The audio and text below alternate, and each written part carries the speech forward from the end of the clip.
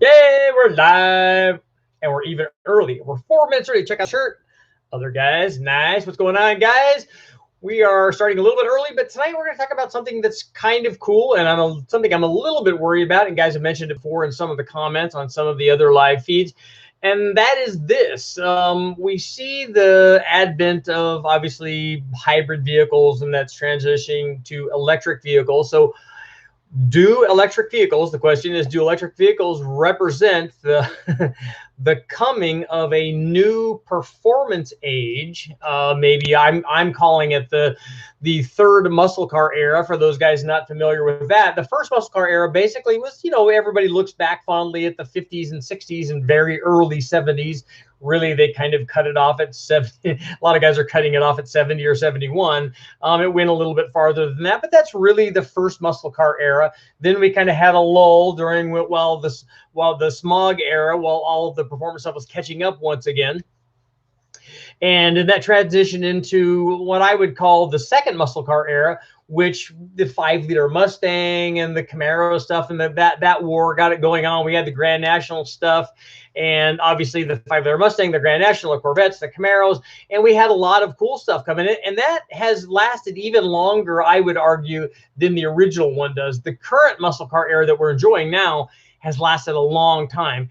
And just take a look at like what kind of power we had. Take a look at the LT5 ZR1. Take a look at the Hellcat and Demon stuff. Take a look at the Camaros and the Boss Mustangs, even the normal stuff. Even, I mean, heck, we have 300 plus horsepower V6 stuff now. So the current muscle car era has lasted longer, and the power outputs and the amount of like performance that you could get from a modern car. Sure, the new stuff is bigger and it's heavier, but the amount of power that you can get in a motor that in a car that you can just go down to the dealership and buy is impressive. I mean, there are guys that argue that the boomer guys didn't know what they were doing and that they're not fast enough, or all that stuff. The reality is that muscle car era, in relation to what came before that, the stuff that they had was amazing. It was amazingly fast. The stuff that we have now is even faster, and we would expect that. We would expect, as technology marches on.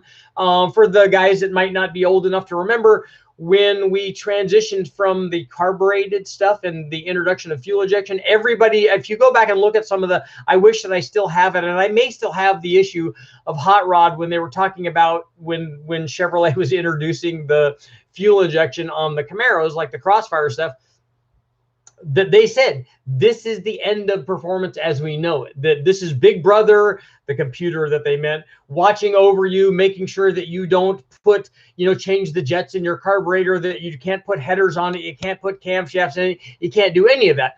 The reality is that and especially with the Mustang stuff and the Chevy stuff too, to some extent, that ushered in a whole new era. With the advent of fuel injection, we were able to successfully do things like supercharger kits, the Vortec and Paxton and all that stuff, and we were able to do turbos and all kinds of great things. So a lot of people thought, oh no, it's we don't have carburetors anymore, so we're not going to survive. That's not it. Fuel injection, we had to relearn things, we had to change things and learn new things and make it better. And it did make it better. Take a look at what all of the things are doing. We have factory forced induction stuff, we have fuel injection, we have variable cam, we have direct injection, we have all kinds of modern technology. But my question is what is the next step? Guys that were looking back from the 50s and 60s, looking at what they were doing with, big blocks and radical camshafts and compression and all that stuff, they obviously never envisioned that we would be doing something that like the guys with Demons are doing and LT5s and all that stuff. They never saw that. Just as flathead guys before that never thought, oh, we're not going to have stuff that makes Hemi power or, LS6 power, L88, all of that stuff. So we've all thought, okay, well, it can't get any more, and it keeps getting more and more. My question is, are we going to keep going with this trajectory with modern internal combustion engines, or are we going to, and have we already started seeing the transition from these motors to electric motors? I think for a lot of the, and I guess I'm kind of talking about the performance people. because let's face it, most people that buy cars and vehicles, and I'm the same way on some of my stuff. My truck, I don't modify at all. I get in and I drive it, I put gas in it, and it does what it's supposed to do, and I don't modify it. I live my life and make my living off of modifying stuff on the engine dyno and stuff, and on the chassis dyno, and I love that, and a lot of other cars that I've had have all done that. But I also have stuff that I don't do that to. And the vast majority of people that own vehicles don't do that. The car to them is like a toaster. So I think for a lot of people, for them, it won't make any difference whether that's a plug-in thing or whether it's an internal combustion engine. They just don't, to them, that's not the thing. They don't care that a Ferrari engine sounds like a Ferrari engine, or they've never felt the rush of a turbo motor. But I can say that if you've ever been in an electric vehicle, the power potential, the instant torque production of an electric vehicle is in line with certainly what the American public wants, because we've grown up with big motors. So, you know, especially guys that have grown up with big blocks, instant torque, all of that's good. Big V8, relatively speaking, compared to other countries around the world that get by with smaller motors. So certainly Europe and probably Australia too. So we're used to that and we like that. And I think for the vast majority of people, I can see them being satisfied with that. But will the rest of us be satisfied like that? Are we going to see the demise of the internal combustion engine of gasoline powered motors, or will we see hybrids? What do you guys think? Let me know. I think it's interesting because we need to look at things before they happen, not after they've happened. And we can all look back at the muscle car era and we can look back fondly at 5-liter Mustangs and Grand Nationals and all that stuff.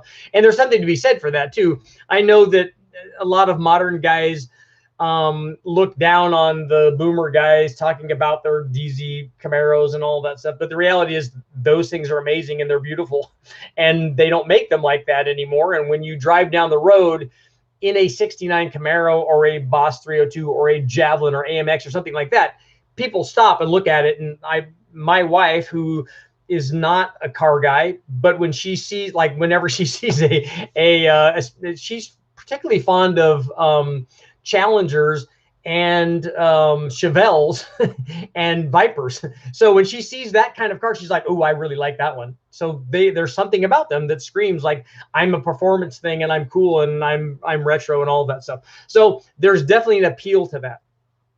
The new guys fighting with the old guy, that's just silly. That's like Ford guys, Coyote guys putting down LS guys, or any sort of infighting is kind of silly. But what do you guys think? If they started going down the electric motor route, would people still be like jumping in on that performance and putting Kenny Bell booster pumps on them? Because I've already done that on, to some extent. I already did that with my son on his Go Power Mustang that he had when he was little. I put a Kenny Bell boost pump on. It's a 12 volt, it's a 12 volt motor, so it doesn't really care. All we did was increase the supply voltage to the motor, and instead of being run like a 12 volt motor, it ran like a 17 volt motor. And so it would spin the tires, and he could pretend that he was like, Johnny Drift Car, and it was awesome. He loved it. And I think that other guys are going to do that too, and we're going to learn a different thing, just like we learned with fuel injection. I like internal combustion engines. There's so much more I still have to learn about them, and so many more tests that I can do, so many different motors I can do. So I'm hoping that continues. But honestly, I'm not adverse to new technology. I like it. I think it's kind of cool, and I don't mind learning new stuff if that's the direction that I have to go. I just wanted to let you guys, or wanted to ask you guys, what do you think? Do you think that we're going to see that? And are we going to, is it the end of performance as we know it, like the fuel guys? Look at some of the videos up for Teslas and things like that are just like going out and crushing what we would consider to be muscle cars. The power potential and the performance potential is actually very, very impressive. I mean, so they can do that, but do we like the way that they do that? Are we okay with that? So let me know what you guys think. I'll go back and take a look at some of the take a look at some of the comments, and we'll see what you guys think. You know, obviously this is a select group. This is by no means all of the people, but you know, I like I said, I got into performance stuff. My first car was a 70.5 split bumper Camaro, so that's definitely, you know, OG performance car stuff. And you know, it's not a 55 Chevy or whatever, but it's still in the muscle car era. And I got mine obviously way after it came out. It wasn't not that early, but still, it's a performance car, and I loved it, and I look back fondly on it, and I want another one like everybody else does when they had their first car. I think that's cool. I always, the whole time I had that car, I always wanted a twin turbo version of that, only because the local speed shop that I used to go down to and drool over all the cool stuff had a Banks twin turbo setup on the shelf that they were selling for somebody that had taken it off. So I just lusted after that thing, and I always wanted a twin turbo, and I wanted my personalized license plate to say Twin T70, you know, something clever like that. And so I look back at that and think, okay, maybe I could do that now. I could put a twin turbo LS in it, or twin turbo small block, some kind of twin turbo thing in a 1970.5 Z28 in that, or Camaro, and that would be awesome. So let me know what you guys think. do you long for your first car? And what I was going to say is, when I started going off down on that tangent, that car was cool, but so was I'm an original owner 5-liter LX Mustang, 1988, when they had fuel injection on it. And so my first motor that I brought to West Tech was a fuel injected motor. It was not a carbureted motor. So I was all in on learning that stuff too. And you know, I'm the only guy that I know of that did any of the modular Ford stuff and swap cams on Ford and put a Honda motor up there, because I like it all. It's all very cool. And like I said, I'm not adverse to learning the new technology, and I think we all should. But do we embrace that as a performance group? Do we embrace the electric stuff, or do we just keep going in the direction we're going? I know John pointed out that Garlic Big Daddy is doing electric dragster. He's been doing it for years now, and so he sees it. And that's the thing. If you look at what an electric motor does, there's lots of potential there.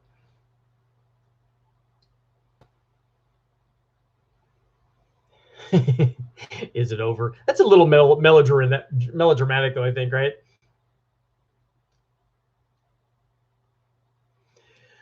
We got the turning the piston comment already coming up, which is good. I want to test that. The third wave, John is saying that the third wave is starting with the Tesla. I agree. The Tesla stuff is really impressive. 72 is still okay, and 74 you can get an LS5 Corvette. The interesting thing, I like looking at those. I like looking back at the history, and I may start doing some videos on that stuff. The behind the scenes kind of stuff. But if you look at some of the ratings of some of the V8s in the smog area, if you have stuff that's like 120 or 130 horsepower from a V8, it's just terrible. But the cool thing is, you can only go up from there. Yeah, the piston swap does. I want to test that, and I'm going to. I'm gonna test it on a Mopar, because if you're gonna test it on something, you need to test it on a Mopar, right?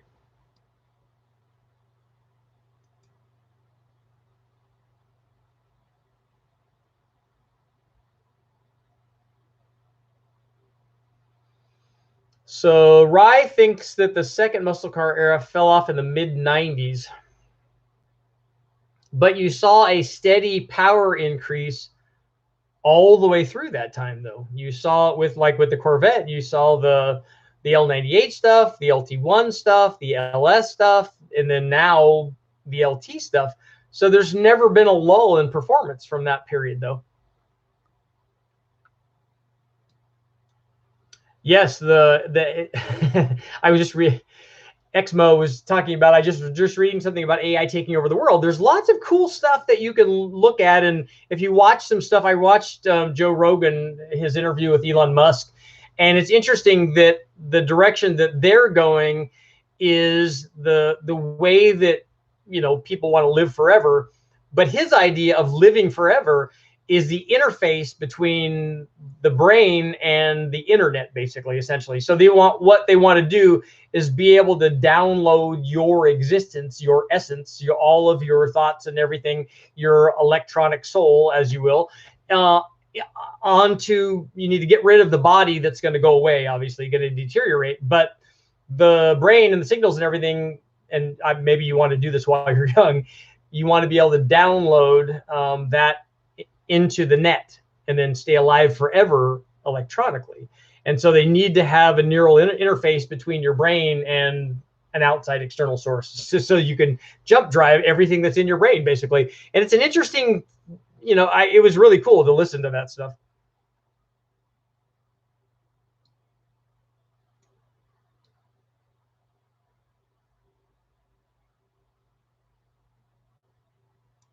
Montana's in the house.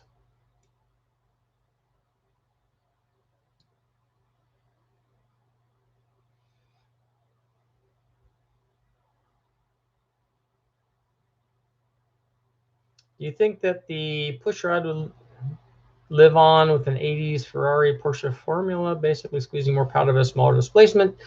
Well, and we saw that with the American stuff too. All of the motors got smaller, essentially. Although Chevrolet, well, I guess, well, they all have gotten smaller, relatively speaking. Nobody's making a 440 or 450 inch motor anymore, right? What are the 7.3s in the trucks that are still using displacement? Because it's hard to beat, and that's going to be actually a topic for another video. Is how do we make low speed power? Everyone seems to be interested in power like at 2000 RPM. So how do we improve that? So I'll do a video on going over all of the methods that you use to improve power at that RPM range. And there's a few of them, but one of them is not camshaft.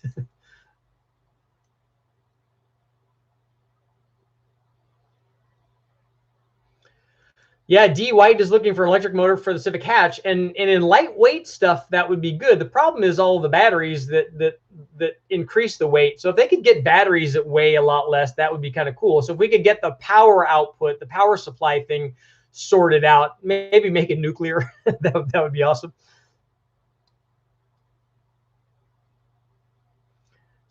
Jamie thinks that synthetic fuel will power internal combustion engines down the road. What are they going to make the synthetic fuel out of? Tiffany, how are you going to make a living when electric cars take over? Well, we're going to be doing different size electric motors. We're going to be upgraded. We're going to take a small block electric motor and replace it with a big block electric motor or multiple electric motors.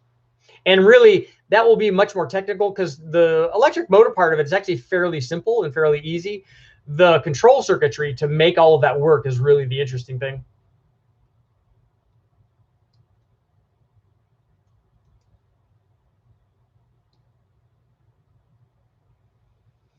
In all honesty, I think investing some change into a new flathead motor, that's combining old school and new school.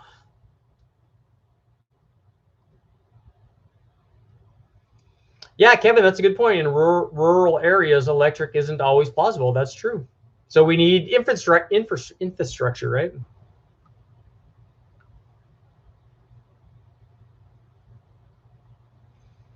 I had no idea that it was Monday was National Caesar Cocktail Day. National Caesar Cocktail. I've never even heard of that. A Mott's Clamato. I don't know that I'll have that.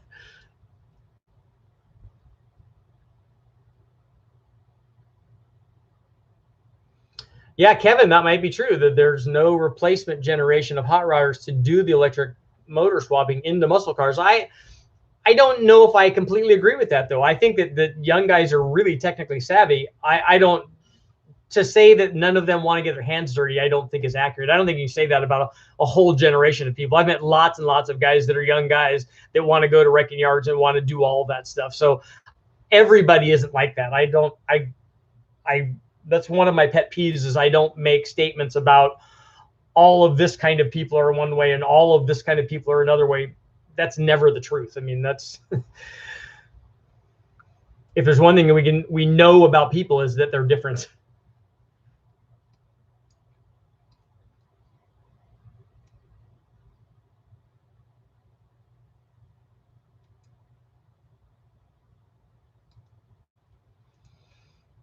The Wraith, electric cars are trash. They create more pollution to create than to run a car based on fossil fuel. Same thing about windmills. Okay. But the discussion wasn't about which one is more effective. The discussion is if that's the direction that they're going, then are we going to still hot rod them?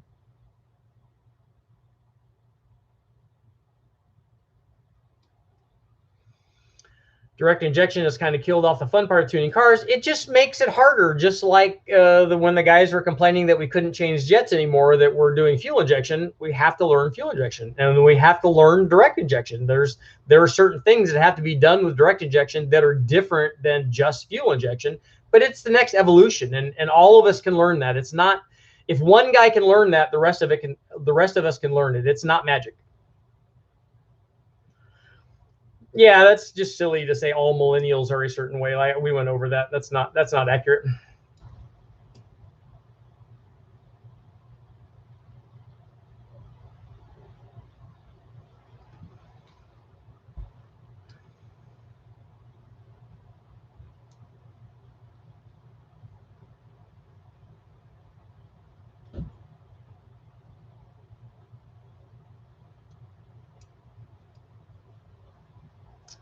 Electric is the future, but a factory future for the factory vehicles, that might be possible.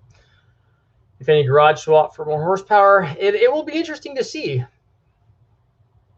Yes, everybody hit the like button. Charles, but the MG is a good-looking vehicle, though, even if you changed all the other stuff.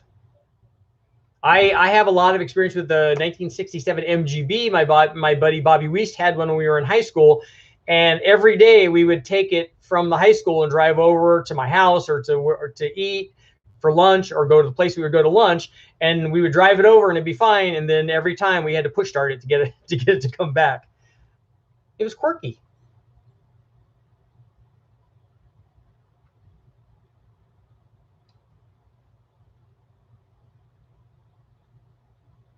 Andy's saying that electric cars are not new. Batteries were invented in 1803. Electric motors invented in 1836. Electric had a 4-year head start on the internal combustion engine.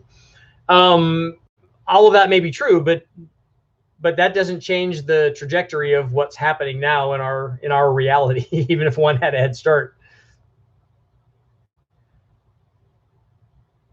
Yeah, having the range of an electric vehicle is a difficult thing. Like, I can't imagine myself driving down to West Tech in an electric car and having to stop for several hours to recharge it. That's just not going to happen. I wouldn't be okay with that.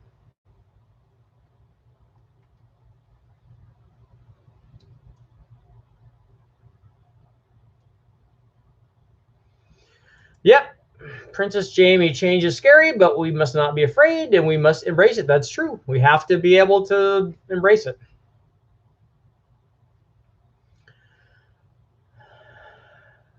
Fast YZZZFF. Please, for God's sake, turbo a Ramjet 350. It's just a small block Chevy with fuel injection on it. We've done that lots.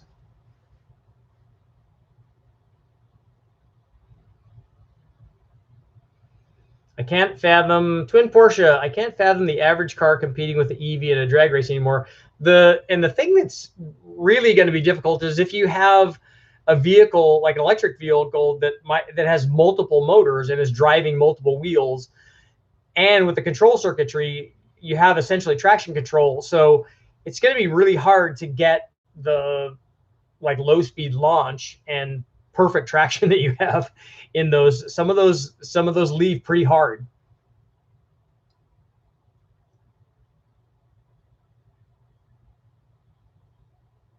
I agree, Andy, that the problem is with the battery storage, that they just don't have, it's too much weight, it's too big, it's too bulky, it's not effective.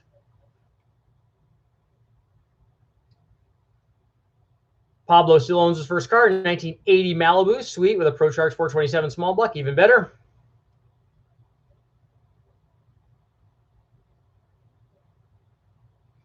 Kevin, that's an interesting proposal, that he thinks that 3D metal printing will get way cheaper as time goes on. In the future, you'll just buy CAD drawings of parts and print them yourself. that's getting very, very close to the replicator in Star Trek. So it just makes the thing that you want, and 3D printing is kind of the same thing.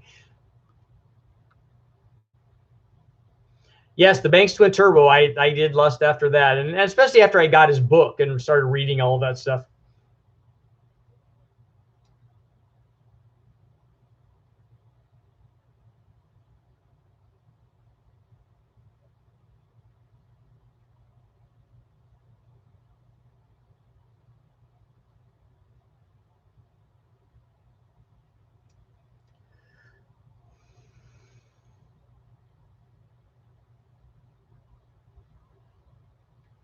So would we all just swap half-liter water-powered 1,000 horsepower engines into our cars? That would be kind of cool, huh?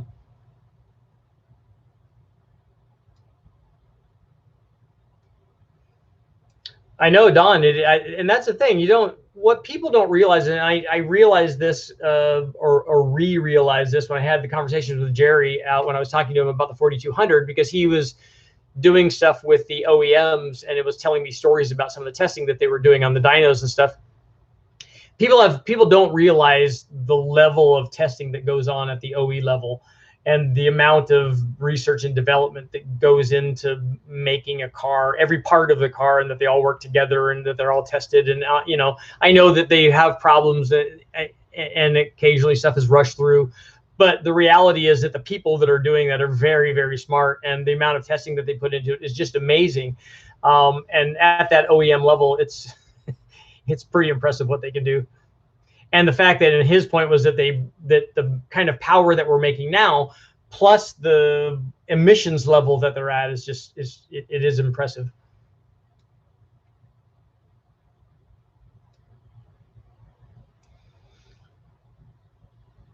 Yeah, Andy brought up a good point about the electric cars are fine for people who just think that they're transportation appliances and they'd be driven around by autonomous cars. What do you guys think about that? What do you guys think about autonomous cars? I actually want whenever I see the commercial, the pizza commercial, where the little autonomous delivery vehicle comes up and delivers your pizza, I think that's an awesome application for that. But I don't know that I want to be driven around by something that is autonomous, even though if you take a look at some of the other drivers on the road, the autonomous thing, even if it crashes once in a while, it's still probably better than a lot of the people that are out there driving by themselves.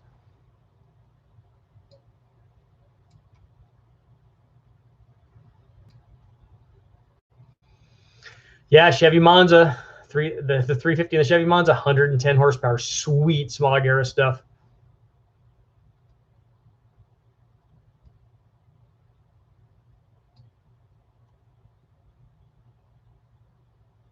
The future is the 3800. Yeah, I agree.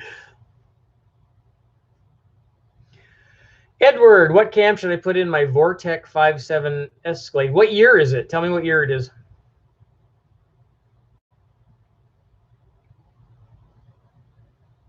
Who is in on Dogecoin? That's not me.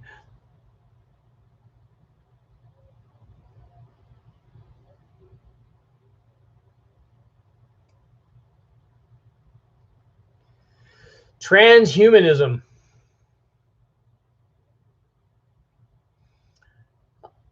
Linwood says, I saw an article today about Ford bringing back the Lightning as an electric F-150, which is the perfect name for an electric vehicle. I mean, that's like a home run. That sells itself. Yes, the Ghost in the Shell.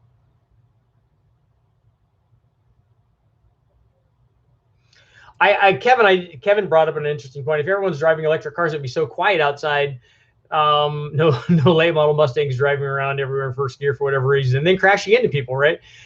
The thing that I do like are the electric lawnmowers are a lot quieter. And I noticed that, not because I care about the people using lawnmowers, but when I'm doing videos outside, and this is mostly the pre-COVID stuff, and when I was doing stuff out in the playhouse there in the tree fort, every time I would go out, somebody would start up their leaf blower or their lawnmower or something, and then you could it's terrible. You can hear it in the background. So I didn't want to do the videos out there, intros and stuff like that, because I like it out there. I like the tree fort, and I like doing them outside. I like being outside more than I like being inside, and that's cool. Except that if you run a gas powered mower at any of the other houses that are in the area. It's very loud. The electric stuff is not nearly as bad. And with some of the new rechargeable power pack stuff, they work pretty good. I mean, I use those rechargeable things on all of the drills and impacts and stuff that we use at West Tech, and the ones I take to the wrecking yard and stuff.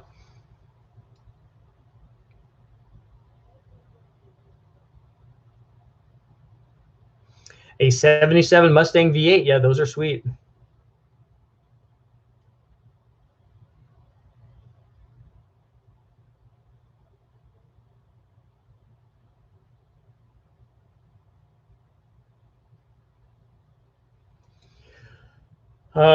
The process used to harvest precious metals needed to create batteries is more toxic for the environment than carbon. Trees need carbon. Yeah, you guys need to look, if you're interested in that, take a look at what's going on in the oceans. That's where the real carbon issues. It's not the trees, it's not the rainforest, it's actually the oceans.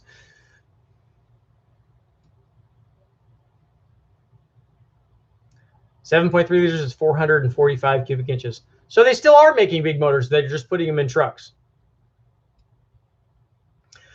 Kevin, I agree. The Mustang 2 got a bad rap. I'd really like to have one, although the prices on them are going up. I want a Indy pace car thing, or the Recaro edition, or I'd like to have one of those, but with a real motor in it, not the factory motor. Because they're like having, to me, that's the Mustang equivalent of having the big bird on the Trans Am. I think that they're cool. They're a full decal package, a sticker package. But if a 302 will fit in there, and so if you do that, it's actually pretty good.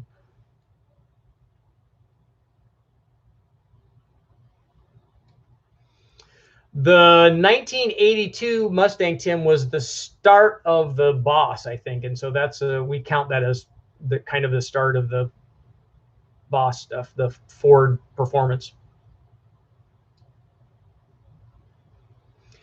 Yeah, capacitors would be cool. That would be like electric nitrous, right? I'll tell you a quick story about hybrid cars. We got commissioned by the guys at Volkswagen to build a Bonneville car. It was a Jetta, and it was a Jetta hybrid. So it had an electric motor and it had a turbocharged gas motor. And so we went out and set records with it. But while we were there going through tech, we were explaining to them that, yes, it has a turbocharged gas motor, and it also has an electric motor, and that we're going to activate the electric motor. We called it eNOS, or eBoost. And so we were going to activate the electric motor once we got going, and it added 30 or 40 horsepower. And it was hard to really get it to work properly. But it was like hitting a little nitrous button on this tiny little motor that was in the Jetta, on this tiny little turbo motor that was in the Jetta. And there was a tech guy standing there, and he's like, "Oh, those guys are trying to cheat." And he went over to the other tech guys. He's like, "You need to take a look at these guys. These guys are running like some kind of electric nitrous or whatever." I'm like, "Wow, what a Doris Finkosaurus, man!" And then I had to explain to that guy, "Nobody's cheating. We're here going through tech right now. You guys can look at everything that you want. I've explained that it's a hybrid, that we have an electric motor. I know that that's new and it's not carbureted or mechanically injected." But we're going to run new motors out here, and that's how you get new people to come out to Bonneville. So it was it was fun. It was a little adventure. Phony. I've been hit with an MSD box. Yes, I've been hit with an HEI distributor. It was not fun because it was for longer than I wanted it to be. Imagine getting hit with whatever Tesla has for the power. The guys, when we were working with the guys from Volkswagen on that hybrid, they said, "You cannot take this car apart." We said, "Well, we have to take the car apart to put a cage in it because it has to have a legal cage in it. So I have to take it apart. You cannot take it apart. You cannot disconnect the battery. We have to fly somebody in from Germany that's certified to do this." And and while we were on the phone, we were throwing the battery across the floor because we'd already disconnected it and taken it out. We're like, "Look, it's not gonna shock us to death. We know how to disconnect one thing at a time. It's not magic. It's not going to discharge itself. None of that is going to happen." So that was interesting.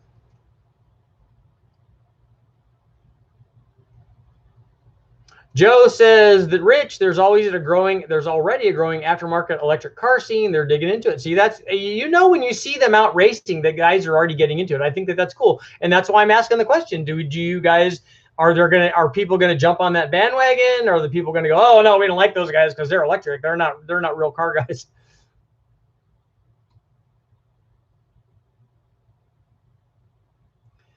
Porsche is designing a biofuel that they will run for the races.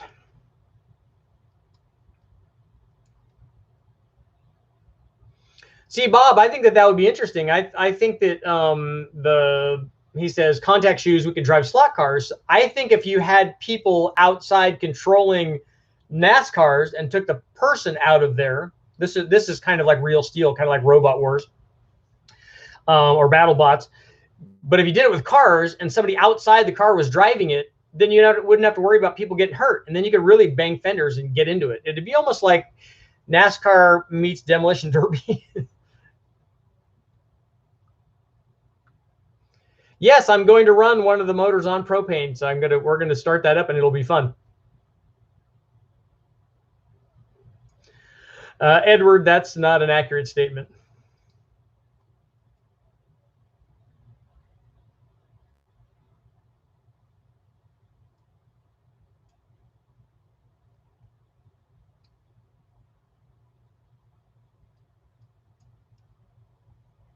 It's funny when people try to make this a make this a political thing, not realizing that there are blue people and red people that are performance people, and that's what I mean. That's why I don't say everybody from this part of the country is this thing and everybody from this part is this thing, and that's all just nonsense. People are just people.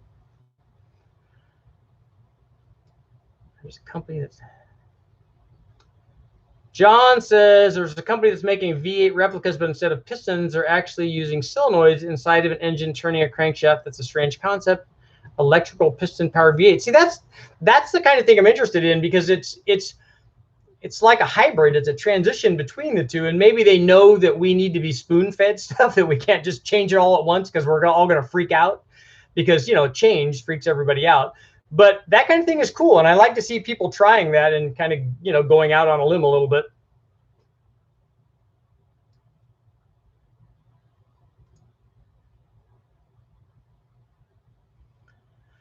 Yeah, the Stan Andy, the Stan Weiss stuff is, I use that all the time. He's got a lot of data there. You can run a motor on moonshine. You're gonna use a lot of it though.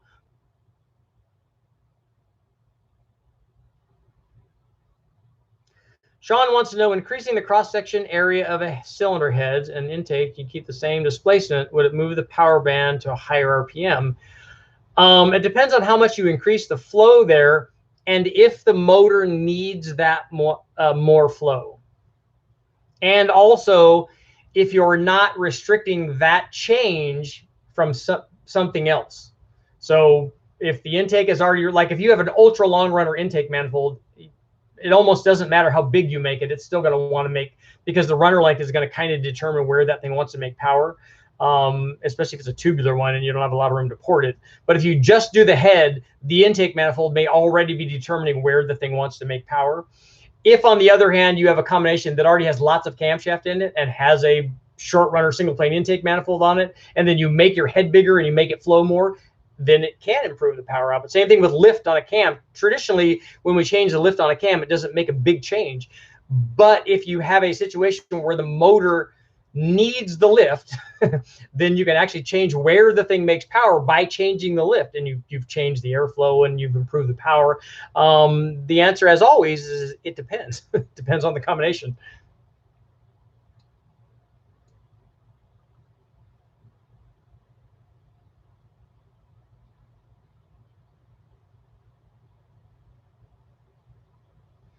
Yeah, the hydrolysis stuff is very, when you do the math on how much you get for the input for the output, it's really hard to make the car run. You might be able to make it idle and stuff, but other than that, it's really difficult.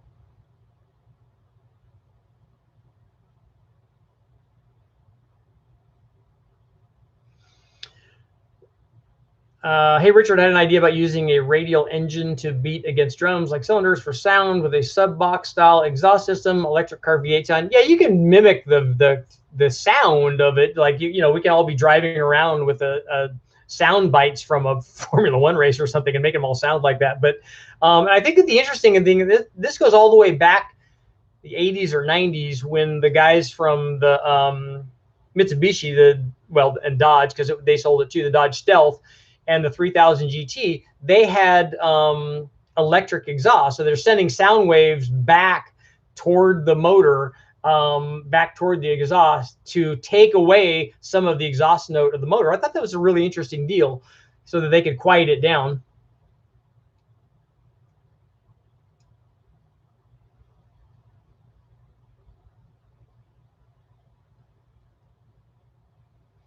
John says, hot rodding isn't the fast car. It's modifying a car on the cheap to hop it up. That aspect will change to software hacking. Clean finger is a different vibe.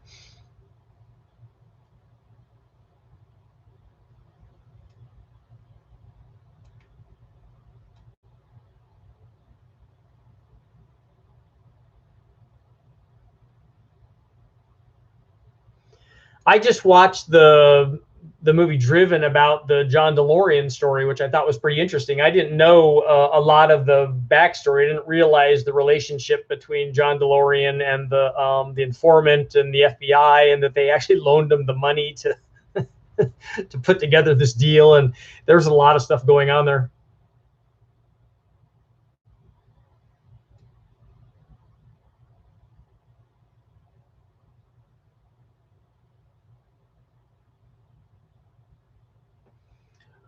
What's your opinion on the new Lightning? I actually haven't read anything about it, and I haven't read a lot about the Mach-E either. I know I saw some press releases or whatever on it, and I think Evan may have done some stuff on it, and it's obviously fast. If you get the factory behind something, they have the resources, and like I said, they also have the talent and technology to make it work and make it go fast, and so they can do that kind of stuff.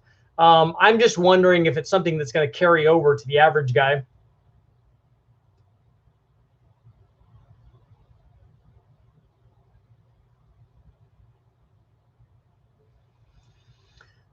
Ride Trap, I think the real X factor with the internal combustion engine is camless valve train. Now, I'd like to see that. I thought we were going to see more of that back when the guys from Formula One were working with it. They were working with pneumatic valves and stuff and trying to get the thing. And obviously, if you could computer control your camshaft, a lot of people think that that's going to make the thing infinitely powerful. It's not going to, because obviously the other things that are happening with the motor are going to dictate. I mean, if you take a look at, for instance, a VTEC and a VTEC and VVT. So the VTEC changes cam lobe. So you have two different cam profiles essentially. And then VTEC adjusts that, advances and retards it. So you have a pretty good range of what's going on with the cams, and having like a computer controlled valve train so that it opens and closes the valves however you want it to, will have an even broader range, but it's still going to be affected by the intake manifold runner length, by the cylinder head flow, by the displacement of the motor, by the compression, by how you're feeding it fuel, all of those things. So we won't, a lot of people, I remember talking to several people about this, and they're like, yeah, we can have a 1,000 horsepower Honda B series or K series. I'm like, it's not going to do that. We're going to have one that can get really good mileage and have really good drivability, and also have really wild cam timing for the top end. But even if we have really wild cam timing for the top end, the manifold and the head flow and all those things are going to still help dictate power. It'll still be awesome, though. I still want to see somebody do it.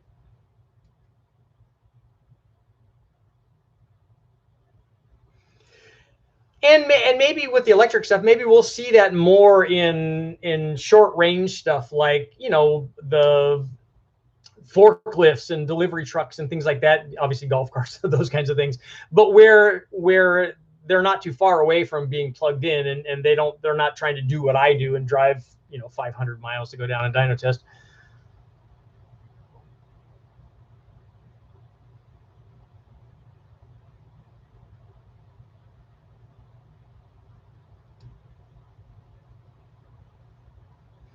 Yes, John, exactly. I like that. If I turn my batteries around, it will make more power. It will.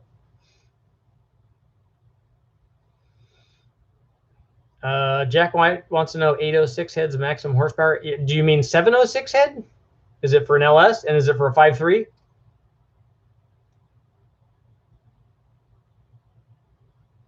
Oh, Scuba Sam, the Silver State's going on.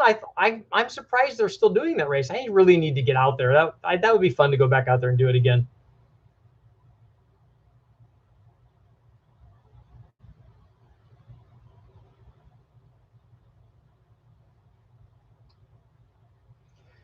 Yeah, the autonomous driver would be nice for my drive down to West Tech. I would like it to say, hey, go get on the 5 and then go that way for about 400 miles and let me know how it works out.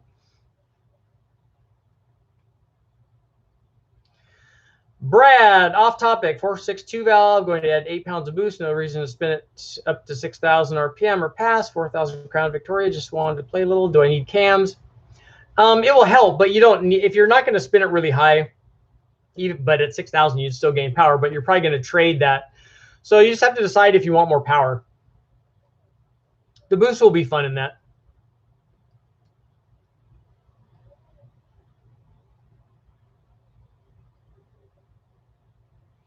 A coal-fired steam car.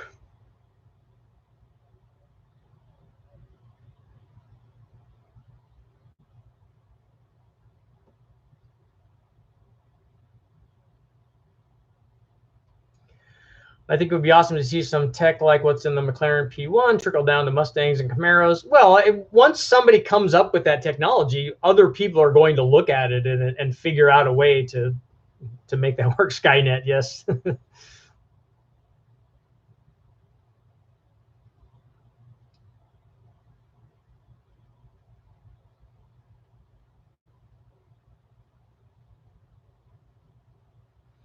Ooh, Raphael, you need to have 3 times, 4 times the amount of electricity to have 40 of the vehicles electric. In all caps, too. 1980 Chevy Citation, 2.8 liter V6.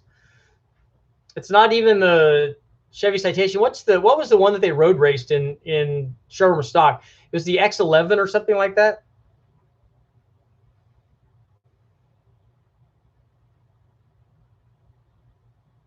Yeah, John, we just talked about the electric solenoid stuff. The problem is you can't get a solenoid to activate the valve fast enough. That's the problem that they were working with Formula One, is they couldn't get it to both open and close, which is why they had to have a spring assistance on it.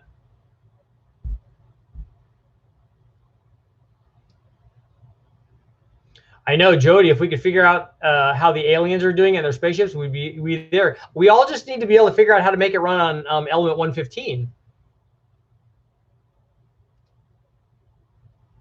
Yes, iRobot. The 3 laws.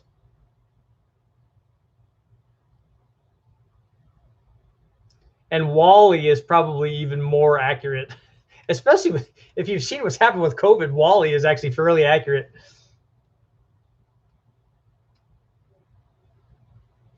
I think we will start to see aftermarket support for EV swaps and mods.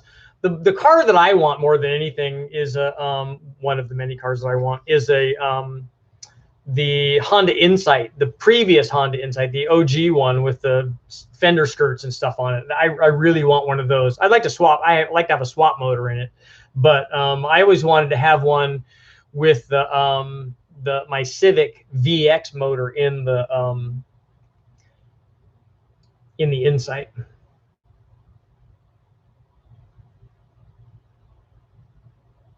Matthew, that you hit the nail on the head.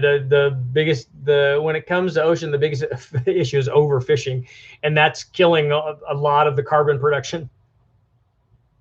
Way more than rainforest fires, all of that stuff.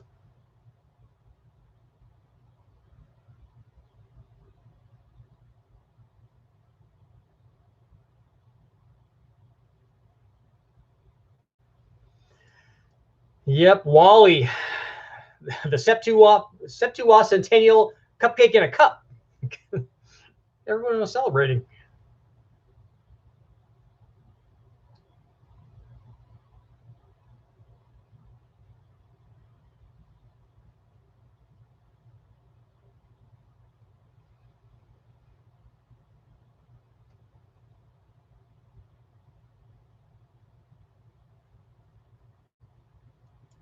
Yeah, Matthew likes the electric kits for the classic Beetles. That should be a good application for that, because those cars are really light.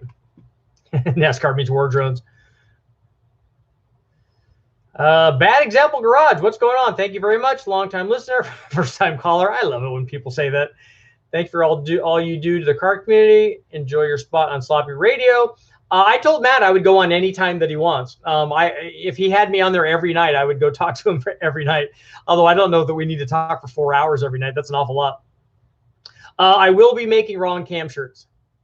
Any desire to participate in Rocky Mountain Race Week? I don't have a vehicle that I can drag race, actually.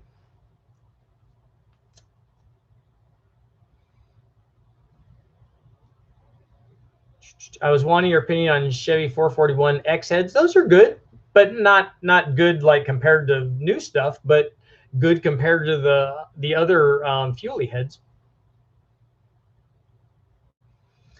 Honda Tech wants them to use multi-tire compounds and use nitrous as push to pass. See, that's like the OG stuff. And then when they come into the pits, they can they can regen it.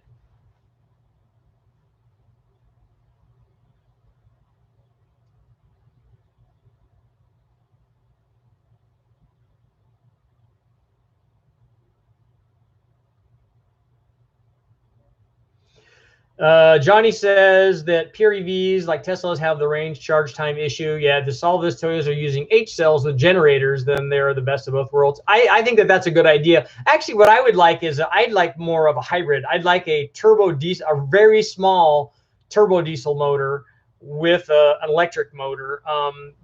Only because I'd like it to get like 300 miles a gallon driving where I'm driving, because I'm not racing it but on the freeway, but I just would like to get good mileage go down there, which is why I like the Civic so much. But now, and everybody told me this, is as soon as I got a truck, because I don't know if you guys know the story behind why I got a truck and replaced the Civic. I was at one of the events down there for the magazines, one of the conferences down there, and my Civic got stolen. It got stolen from the parking lot. I mean, there's lots of like all of these super cool, expensive, like car guy cars from all these projects and the magazines and all the guys that really get help with stuff. And then there's my piece of junk 94 Civic with all the paint peeling off and everything. And they steal that car. And so I couldn't get home. I was in Southern California, so I had to buy another car. And I thought, I really need a truck. It'll be easier if I had a truck to go get all of the many engines and stuff that I get, and I don't have to borrow Troy's truck from West Tech or one of the other guys. I don't have to borrow their stuff, which I did all the time, to take my stuff back and forth from storage and get pickup engines and stuff. So I thought, okay, I got a truck, and everyone told me the same thing. As soon as you get a truck, you will never be able to not have a truck. And I need a truck because we have a boat and we go skiing and stuff, and during the summer. And so now that I have now that I have a truck, I have to have a truck because I get so many engines and stuff and fill that up with so much stuff. And once you get a truck, you have to have a truck. And so I actually gave the Civic to my buddy Chad Reynolds, and he's driving the heck out of it now, which I really love because I want to see somebody enjoy it. And he loves it. It gets great gas mileage, and he knows what it is. And he's enough of a car guy to appreciate that it has like the right kind of wheels and tires on it that were only on the VX, and that it has the electric mount or the aluminum mount for the AC, and and the alternator. I forgot, power steering maybe. I don't, one of those. It has just has weird stuff that's only on the VX, and this one is the 49 state one that has the so it will actually go into lean burn. It has the 5-wire O2. It has the right ECU. It has all that stuff. So he's all geeked out and he knows all that stuff. So he's done stuff to fix it up. So that's why I got rid of that. Otherwise, I would still have it and I would still be commuting with it. Because I like and we did a bunch of things to improve the gas mileage on it. And that's why I like stuff like that. Like that, I was applying a different set of skills to improve the fuel mileage on it. But to me, that's exactly the same thing as making more power. The two things that I didn't ever do with that car that I really wanted to do, one, and I hope Chad's listening, I wanted to put an MSD on it. Because when you're cruising down the road under lean burn, it's like 19 to 1 or something. And so you can get misfire because it's not they do introduce swirl and stuff. They're doing Honda's pretty good at what they do, but having a multi-strike ignition would probably improve fuel mileage. The other thing I wanted to do is I wanted to put a turbo on it so that when we would go into, when you want power, when you're not under cruise, and go into enrichment mode and you'd have boost and you could make this thing be like 150 or 160 horsepower motor, and it would be super fun because it's very, very light. And so it would be great to have another 50% improvement in power and also be able to get like 55 or 56 miles per gallon. So that's one thing I always wanted to do, or two things I always wanted to do. And then now Chad has it. So that's my story.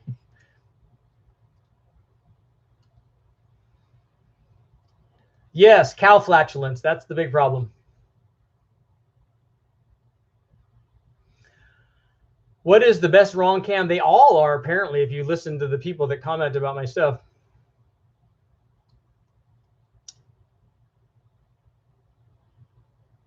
Yeah, the Coates rotary valve, I don't think is going to go into production.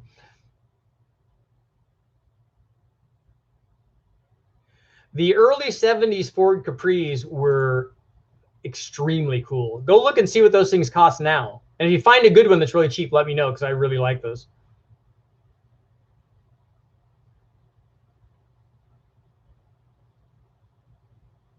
And diesel electric locomotives are not hybrids.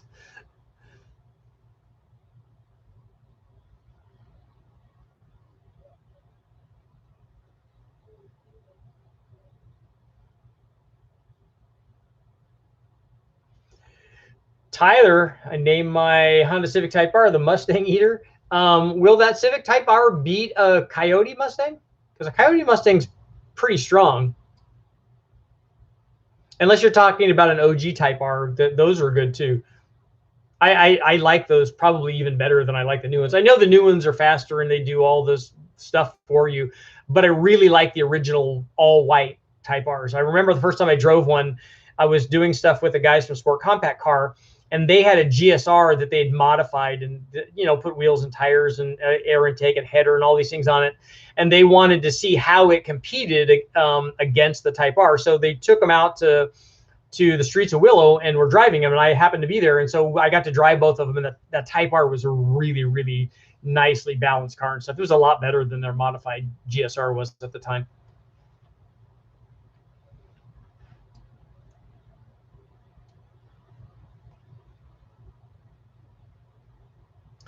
No nitrous for your Tesla, but you can put a Kenny Bell boosted pump on it. You just have to turn it way up though.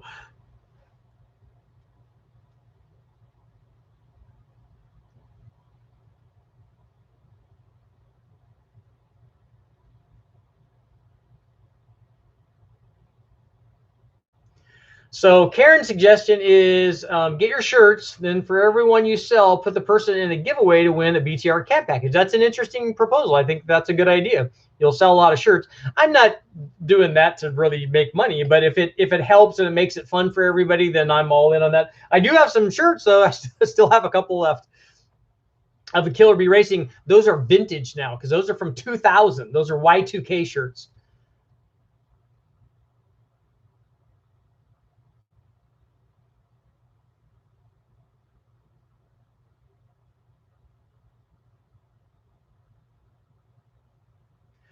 The CVT stuff is interesting. I had a Nissan Versa, and mine was a stick. I think that those were 6 speeds, which was pretty cool. And Steve Brule had a Nissan Versa, and his was a CVT, and we raced, and it was like a dead heat. And I thought, well, this stick is going to kill that CVT, but it didn't. So I was so disappointed in my shifting ability.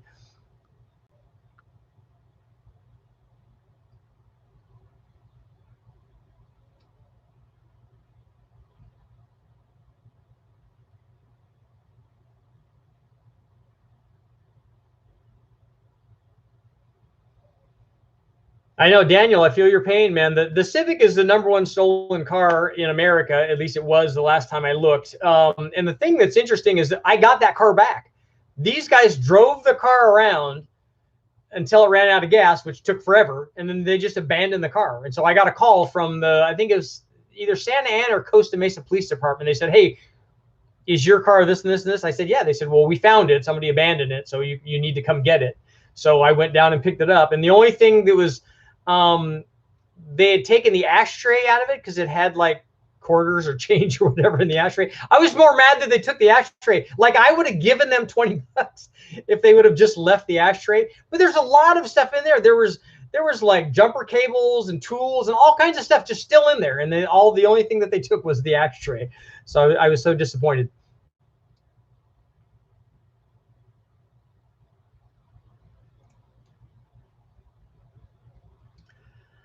The Coates spherical valve. I've heard of the rotary valve one. That's been at SEMA for years and years and years.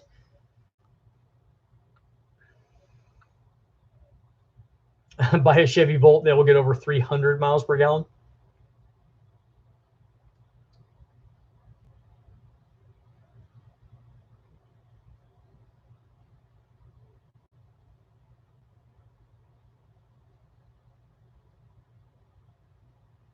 Yeah, but Bob, if people are too worried about social media, then but that's how you get likes, right? Is you post pictures of your cool car.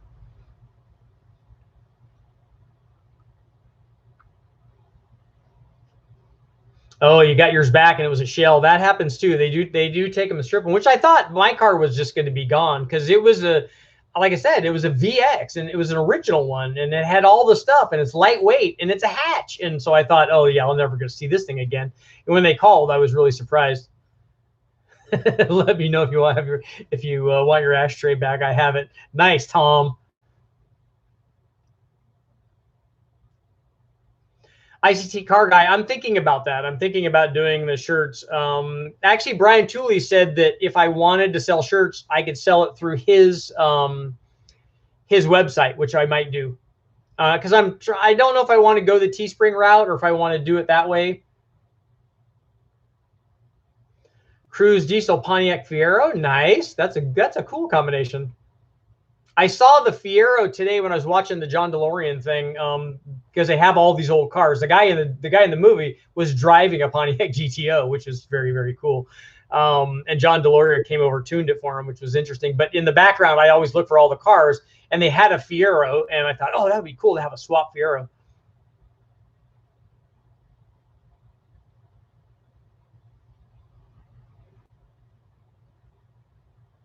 Buy AMC stock, yeah.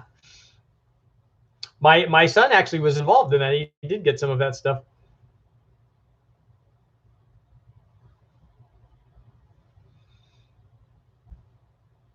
Which muscle car will make the best electric muscle car? Well, it depends on which one you like. That's the thing. That's why people buy those cars and then swap other drivetrains into them, because we like the way that they look and they're cool. It'd be better. I mean, let's be honest. I had the 65 K code 4-speed Mustang GT, and you know, these old cars just didn't drive well. Yeah, Steven had a Beretta GTZ HO Quad 4 back in the 90s. Yeah, those were good.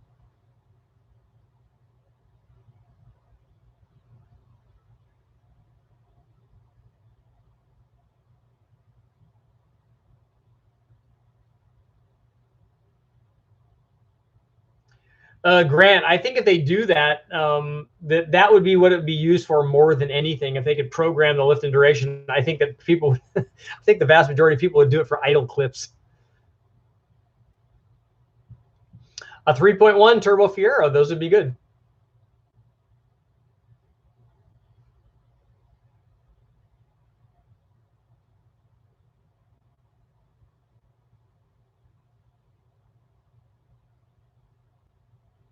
LS2 and a Fiero, that would be serious.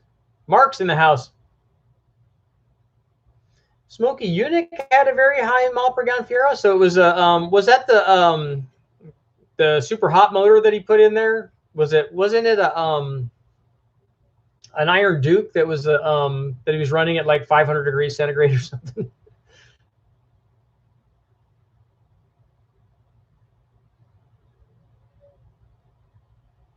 Right Trap, I have not seen the new Power Boost F-150. 400 horsepower and 500 foot-pounds, 3.5 liter twin turbo. I really like the twin turbo stuff. Plus a 44 horsepower and 221 foot-pound electric motor. That's gonna get with the program.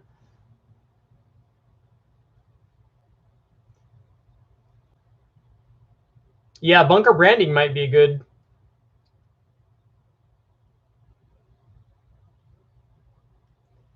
But the hot vapor engine, that's the one I was thinking of.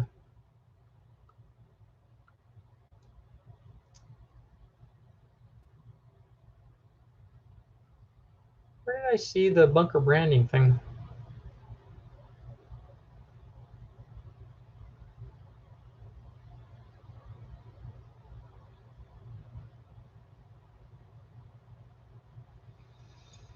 Well, Tristan, make sure to check in. Let us know how that cruise deal goes. That's a cool combination. A Sunfire 1.8T, nice. Dude, that's definitely other guys' stuff. Probe GT. Yeah, back in the day, that Probe GT, the Mustang, the Super Coupe, and the V8. I don't know if the V8 Thunderbird would do it, but the Super Coupe would do it. The Mustang would do it, and the Probe or the Probe would do it. They would all go 140 miles an hour, which is pretty impressive back then. And maybe did they have the Super Coupe and the Turbo T-Bird at the same time? I thought that there was another one, maybe the V8 one. I don't know if the V8 Thunderbird would go that fast though.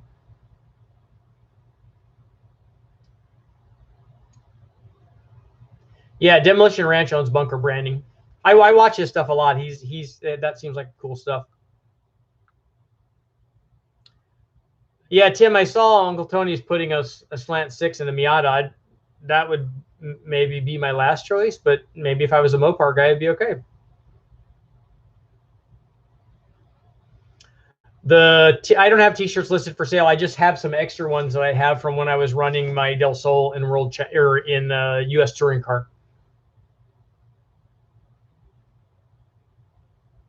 Oh, Karen, that's cool. A Harbor Freight lawnmower engine and a Honda Insight. That's good. We wanted to run that Insight body at Bonneville because it's so slippery that you could push it and it goes about 100 miles an hour.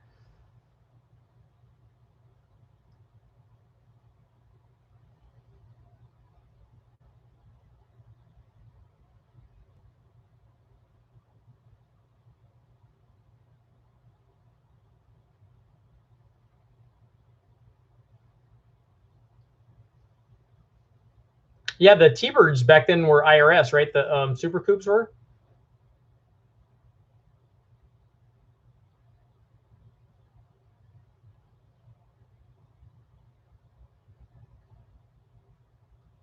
Yeah, Steven, that was a common thing, breaking those cables.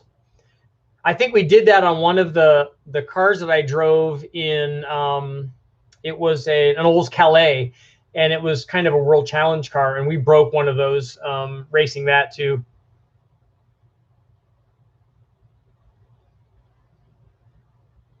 I'm not sure what racing you're into, but would you ever go to a track day like an SCCA runoff or Grid Life? I raced a lot of road. I did a lot of road racing. I did SCCA showroom stock. I did A Sedan. I raced Formula 2000. I did Bridgestone Supercar. I did World Challenge. I did US Touring Car. Road racing was primarily my background. I did lots of Silver State stuff and top speed things and stuff like that. Lots of stuff at Bonneville and El Mirage and Maxton Mile. Set some records in a 1987 Chevy Sprint Turbo. I do like the Coyote platform. I like the. I'm amazed at how fast they run. Originally, I was pretty disappointed in the mod motor program only because I wanted them to be bigger. I wanted them to have more capacity for displacement. But the Coyote is a really impressive motor. I mean, it makes a lot of power. It made more. It had the highest BMEP number of any motor that I've run. So it did really well, especially considering its displacement.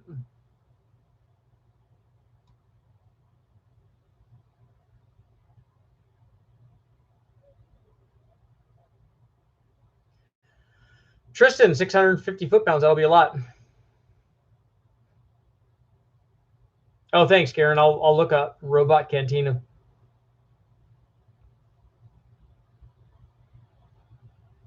Oh, Bill, the 93 5-liter T-Bird cut out at 120. Okay. Because the T-Bird was more aerodynamic than the Mustang was.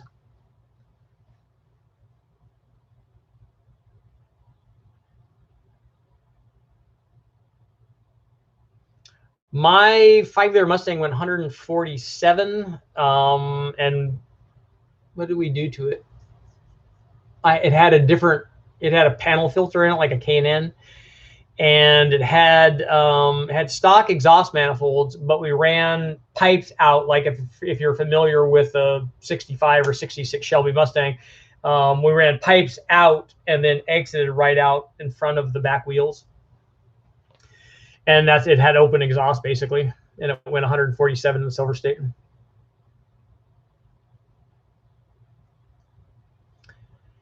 Andy, you did the standing mile in Ohio. I've never been to Ohio. I've been to Maxton Mile. I think that's the only standing mile place that I've been to. We did a lot of Bonneville stuff and did a lot of El Mirage stuff. Yeah, Mark, I never ran into Jerry at Bonneville.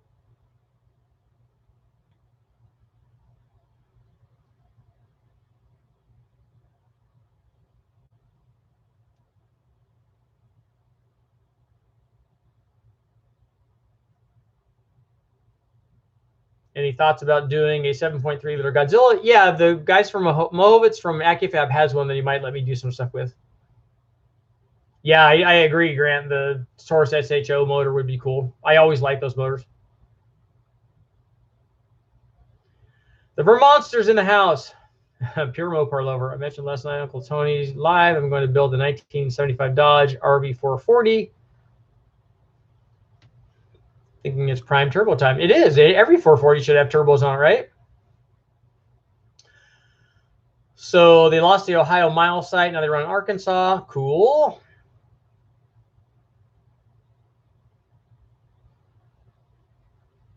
I like the 535 BMWs. I like those. I like the OG ones. I like the original M5s, but they're probably really expensive now. They were snarky looking.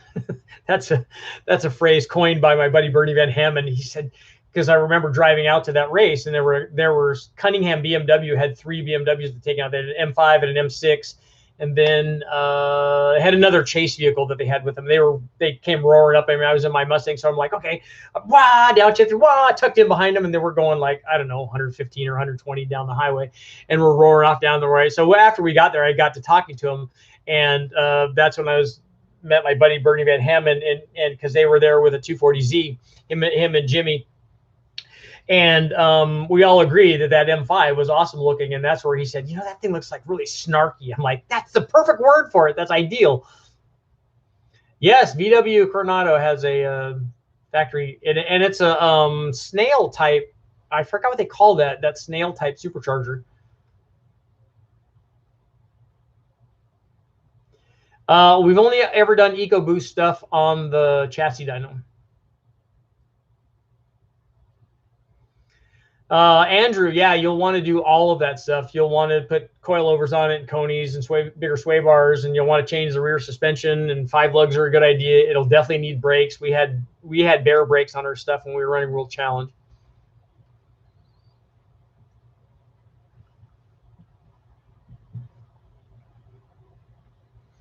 Steven, you have Daytonas, Shelby Z's rotting away. Do they still run?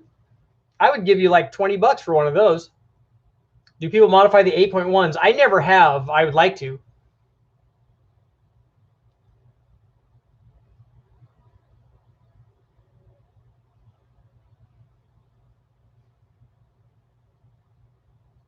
I'll be testing, Mark. I'll be testing all next week.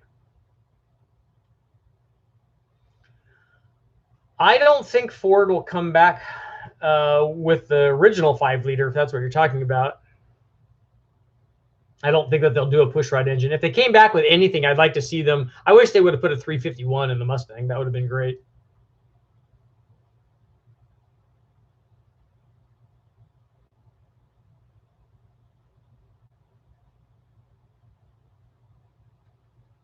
Have you ever tried a scroll compressor? I have not.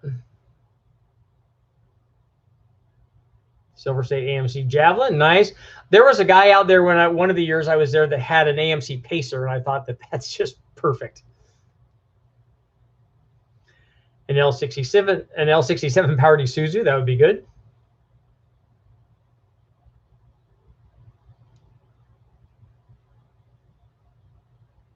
What's the horsepower level in nitrous where you start to adjust the piston rings? If you're talking about the ring gap, I would adjust them. We've run 100, 150 on stock ring gaps. I wouldn't suggest running 300 on stock ring gaps.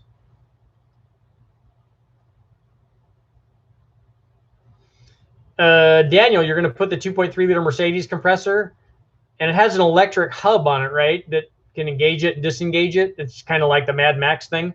It'll be interesting to see what it does on the 300. Which motor do you have in the 300?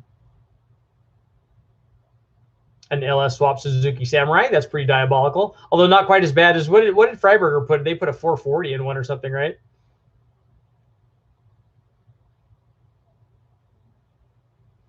That would be cool. It downsized to 7.3 to 6.8 for the Mustang.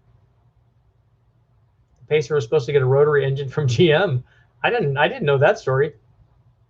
I did also like, in addition to the Pacer, which I think would be awesome.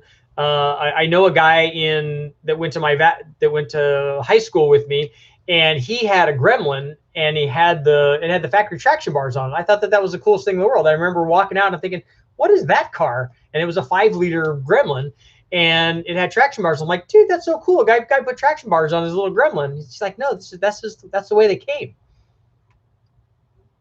Brian, I've not done a 348 or a 409. I love the way those look. I think that those look even better than a regular big block. I like the valve cover shape. Ryan, Right Trap. I've never done anything with the NASCAR V6 stuff. Like those would be the Busch Grand National stuff, the old V6s that they were sub 5-liter V6s, I think.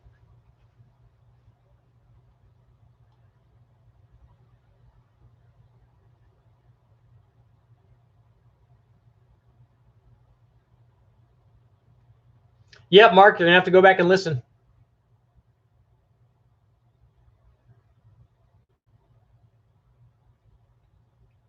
Tim, poor Tim. Just nothing makes Tim happy.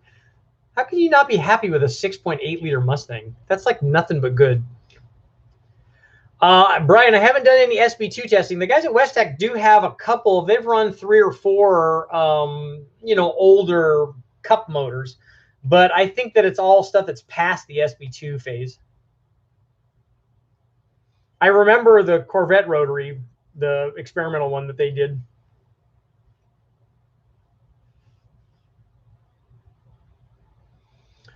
Mark, I was talking to Jerry about that stuff. He's got some cool cylinder heads over there.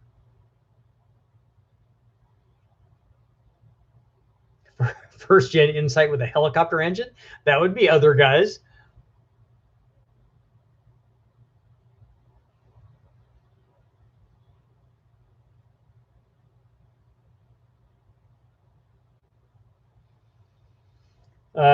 Tristan, we're talking about de-stroking a 7.3 Godzilla. Can they spend 7,000 with no problem? I don't think that the de-stroking is going to change the RPM capability. I think that that's all cam and valve train, but what do I know?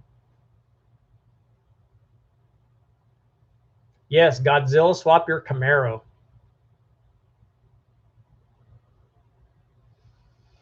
Honda gang's in the house.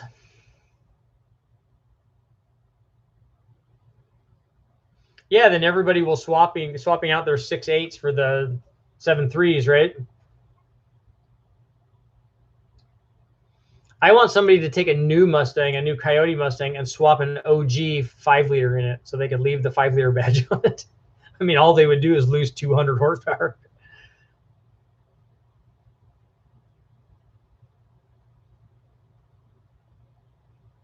Yes, Tom, I heard the Jado car story. As a matter of fact, if you look that up, that is what's his name from Element 115, Bob. What's his name? He did a bunch of stuff with Joe Rogan. Bob Lazar. That story is his.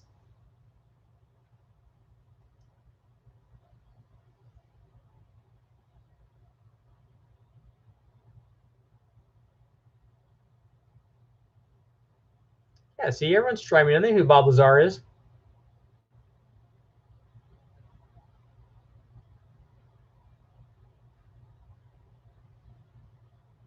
Yeah, Bob Lazar is the alien technology guy, the Element 115 that worked at.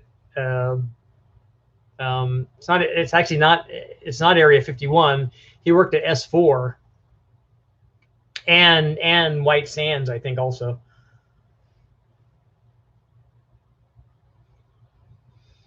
So, Steven, what you're saying is that the Shelby Daytonas are cream puff little fixer-uppers, right?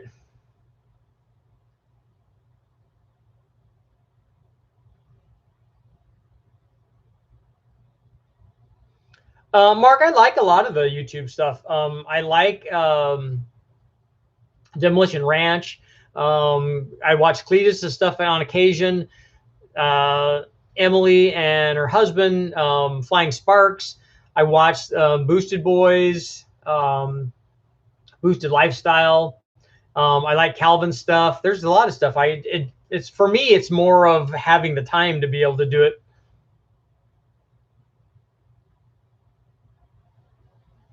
Yeah, the Shelby Z had intercoolers.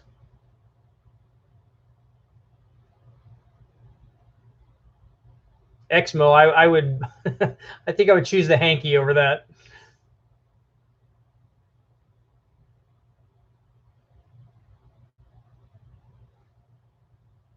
Uh-oh, Goldie's ordered a Tesla Cybertruck.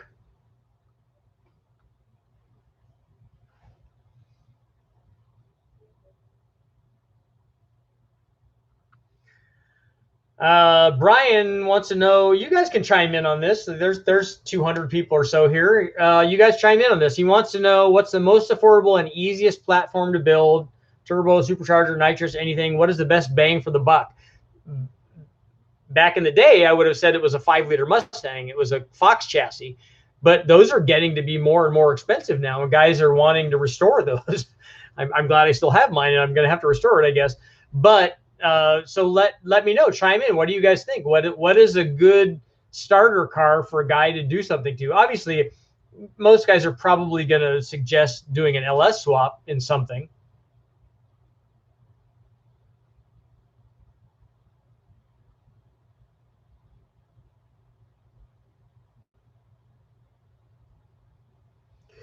Yeah, we suspect that LS is going to be the motor, but what should he put it in? What car should it go in?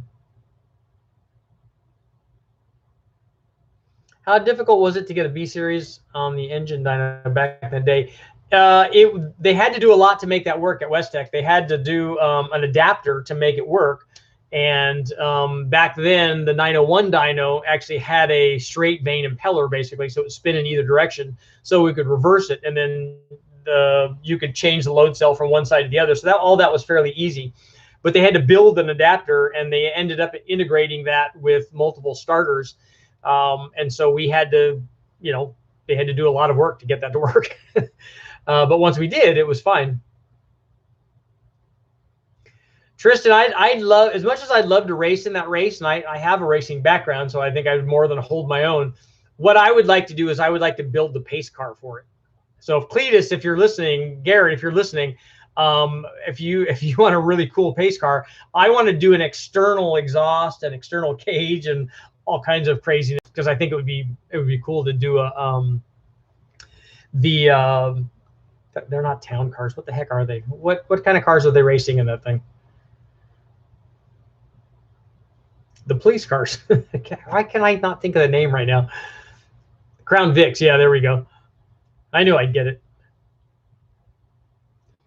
Let's see. Are you using Gen 3 or Gen 4 in any of your LS Turbo Junkyard videos, modular Ford videos? Did you upgrade the rods, 15 up the Coyote rods? No on Coyote stuff.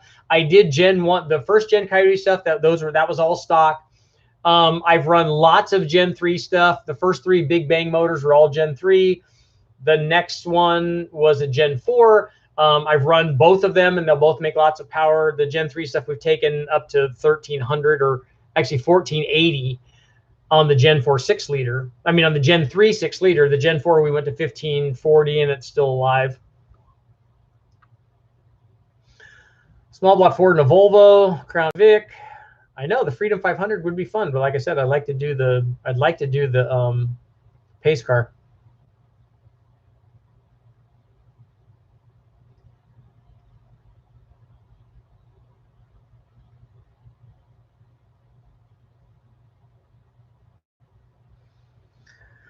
Okay, Karen saying you can find an SN95 or a New Edge for $1,000 to $2,000. That would cheap. That would be good. And then just turbo whatever it has in it.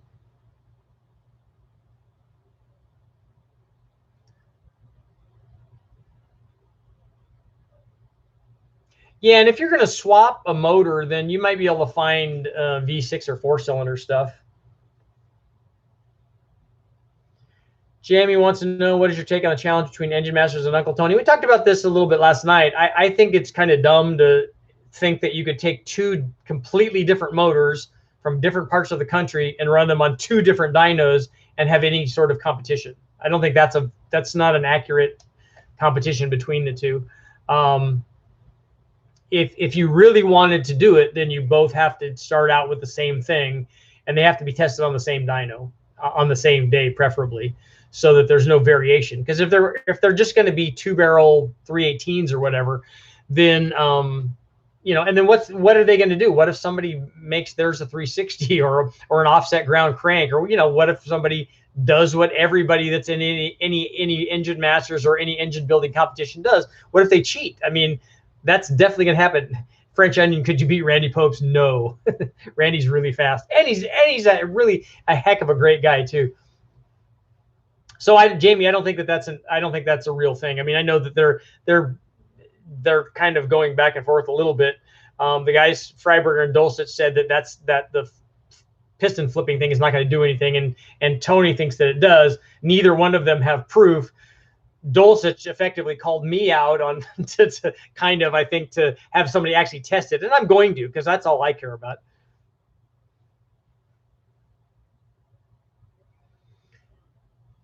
How difficult is it to tune a turbo car? Ever work on a 301? I'm assuming you're talking about the 301 Pontiac, and I have not tuned one of those because that would be a little bit different. Tuning one of those with EFI would not be hard. Tuning it with a draw-through carburetor, a little bit more difficult. Tuning it with a blow-through carburetor is the way that I would go if I was doing any sort of performance upgrade on that thing.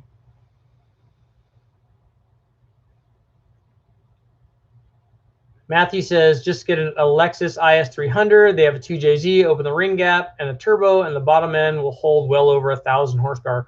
So you think that the stock bottom end with stock pistons and stock rods will go over 1,000 horsepower on the 2J? I haven't seen a lot of guys do stock bottom end stuff that's up at that level, because you're talking about, that's going to be an IS300.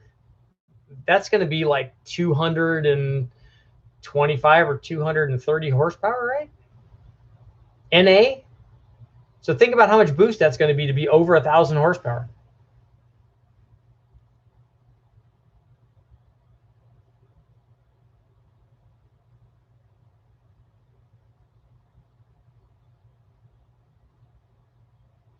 How important is lobe separation with boosting, and how is it different with a supercharger versus a turbo? Remember, every cam is a turbo cam, so it doesn't make any difference. Typically, what people do, if you look at the specs on an LS9, on a positive displacement supercharger, a centrifugal supercharger is going to be a little different. It's going to be more like an NA cam. On a positive displacement supercharger, it's going to have a wide LSA. So like the LS9 has 122 or so degree LSA. What that does is soften the lower and middle part of the power production from that camshaft, which the positive displacement supercharger has already because it has immediate boost response.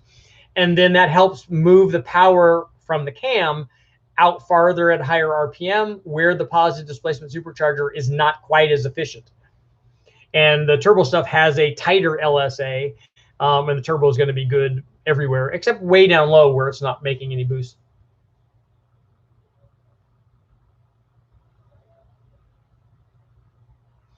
Split dominators versus ITBs. That's really an intake manifold question rather than a fuel or carburetor question.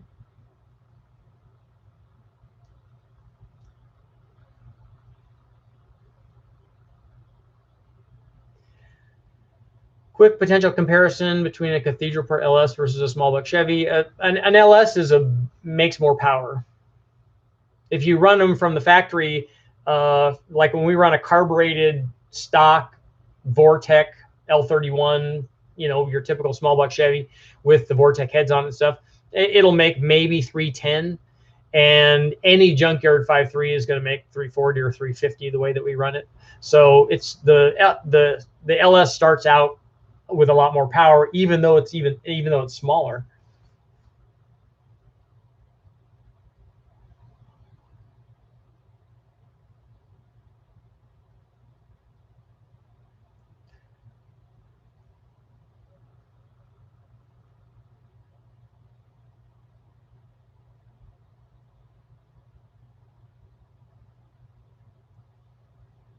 Does the wider LSA help with emissions? I don't think so, because all of their factory, none of their other factory cams have emissions. The one thing that the wider LSA does is help with idle quality.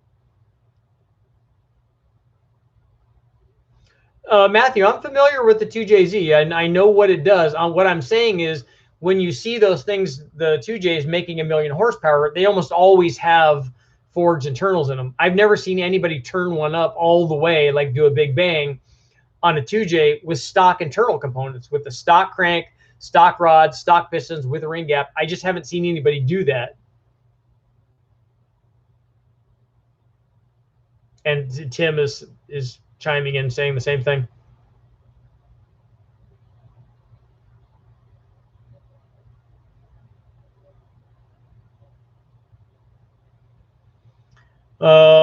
Let's see, Richard, have you ever played the lean burn on engines that didn't run it from the factory?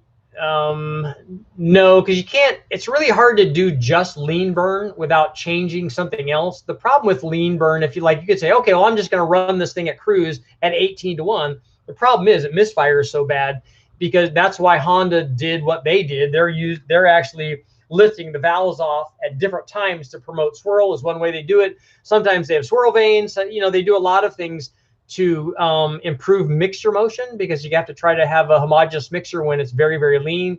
All of the molecules are very far apart and they don't want to burn. So that's what you have to do. And so I've heard guys tell me about that stuff where, oh yeah, I just leaned it way out under cruise. Well, that's a good way to burn the motor down. And it's also more difficult than that.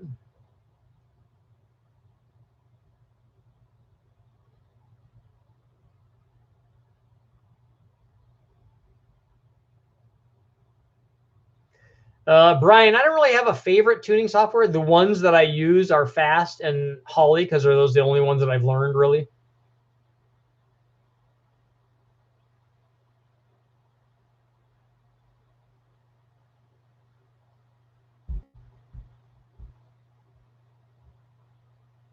Matt, your combination's good. I would go with the small cam and ported heads, but if you really want to make if you really want to make power, go with the ported heads and the big cam. A 224 236 cam is not real big for a 5-liter.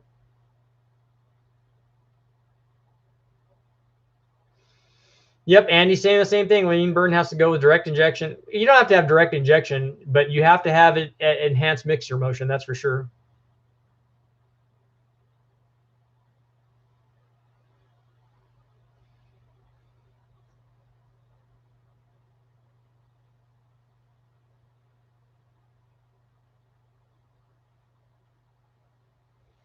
Okay, 2 more minutes.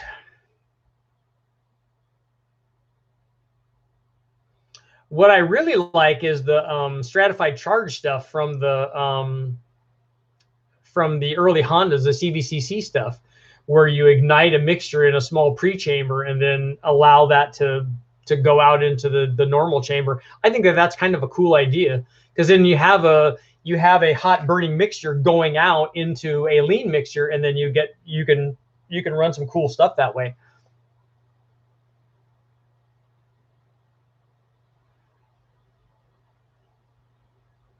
Brian, do you think an aluminum 6-liter would have lasted as long as the iron 6-liter you built with 1,400 horsepower? The rod broke first of the aluminum.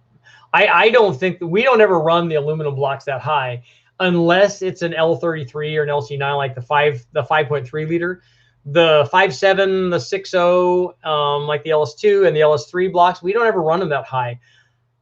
Maybe guys do, but I've always thought that they weren't structurally as sound as the 6-liter iron stuff.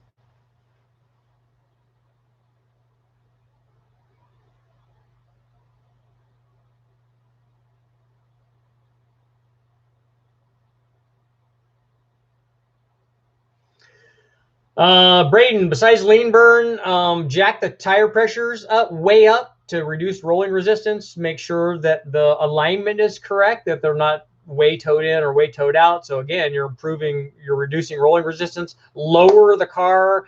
A lot of guys that are doing hypermiling take the mirrors off. Sometimes they have cutouts for the alternator. You want to run the motor hotter. You want to introduce hot air. So a lot of guys, what they'll do is on their cold air intakes, they'll be taking their cold air intake and directing it. They'll position it right above the exhaust manifold, so they're breathing hot air. So you have to run more throttle angle. You reduce pumping losses. There's lots of cool stuff on the Civic VX. I think it might have had a 2-ring piston. No, I don't think the Civic did. I think that they did that in the XFI, the Geo Metro XFI. But there's lots of cool stuff. Anything that you can do to, you know, obviously don't have the air conditioning on, don't drive fast. There's lots of things.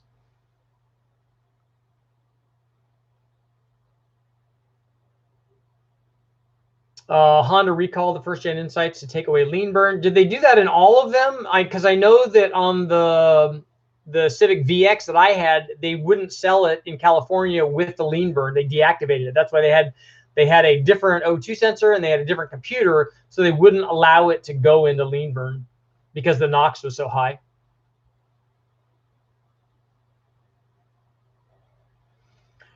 Yeah, on a diesel you can run really high air fuel charge.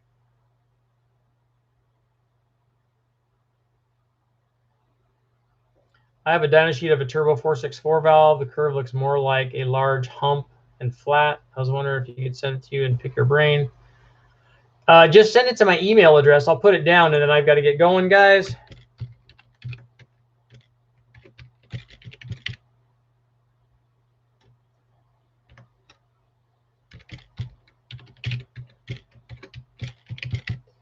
B16@AOL.com. And I will keep the dyno stuff going. There's lots of cool stuff coming up. Hopefully I'll be down all next week doing 4200 stuff, and we'll get to run NA stuff and run under boost and do lots of cool stuff. I'm really excited about that one. Thanks for showing up, guys. I will see you later.